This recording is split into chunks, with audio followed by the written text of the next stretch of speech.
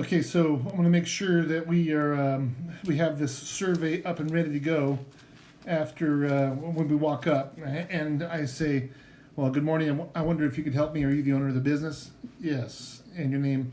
I'm Bruce Rogers with the NFIB. I'm working with business owners in your area on laws and issues that will directly affect your business, and we need your input.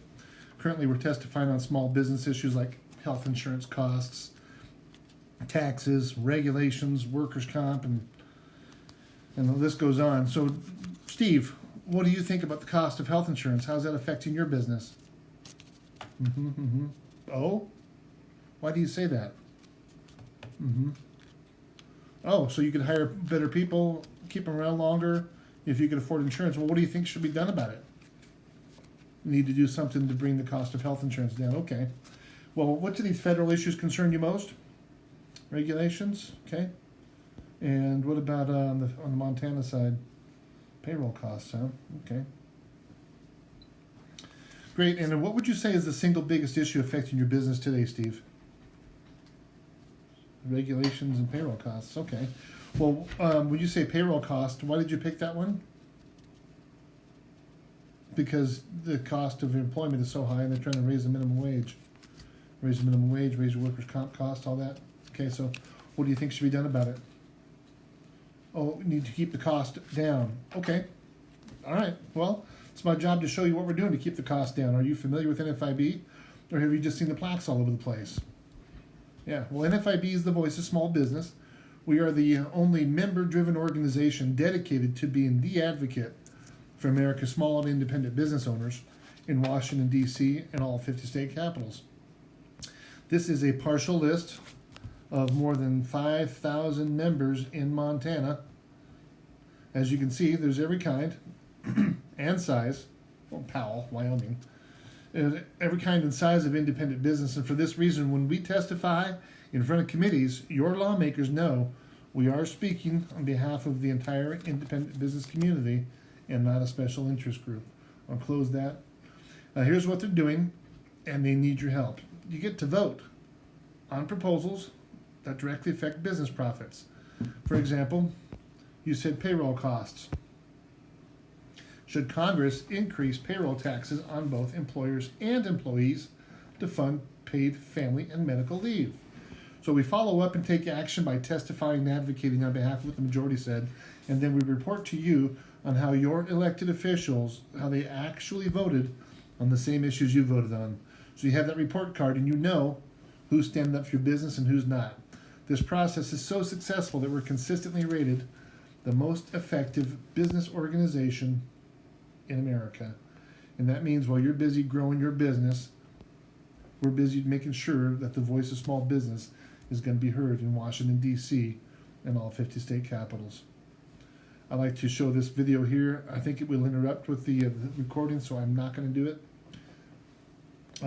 So the good news is we've gotten some good results. I will talk about the 20% business income deduction. For example, line 9 of your 1040 for 2018, a new code, section 199A and 199A, creates a 20% deduction for all businesses organized as pass-through businesses. So if you're not a C corporation, more than likely you're able to take advantage of this. So if you came in less than $321,000 for a joint return on taxable income, the first 20% stays with you. Now, this is significant. It's huge. The good news is we've got it. The bad news is it's not permanent. And we're working diligently now to make this permanent. Steve Daines has sponsored legislation that we're supporting called the Main Street Tax Certainty Act that we're going to continue to support. Now, in Montana, there were 12 attempts at an income tax. No, sorry, that was Alaska. 2 attempts at an income tax in Montana. And no thank you. We prefer not to have to pay more taxes. We prefer a sales tax, but they're not going to give one up. They're just going to ask for another. And we say no. We also stopped a 2.75% increase in the state fund policies, and they tried to raid the workers' comp fund again. Currently, we are suing the governor over his raid on workers' comp. He diverted $30 million from the workers' comp fund to his pet projects. So, can you see the value in what NFIB is doing for your business? Great. There's also things you can do besides, other things you can do to save some money on things you'll spend money on anyway. Like Office Depot is going to save you about $600 a year. FedEx Freight, average saving there is about $3,300. Computers, posters, ways to save money. Shop locally for the car and auto insurance. So when it comes to membership, it's important everyone's able to be involved. We don't have it. So this is where it gets screwy. My language is different. So NFIB has no set fee. We have a maximum, we have a minimum, we have suggested rates. The maximum is 15 grand. That's to prevent any one person from being able to buy influence. We have a minimum, which is less than the bottom number there.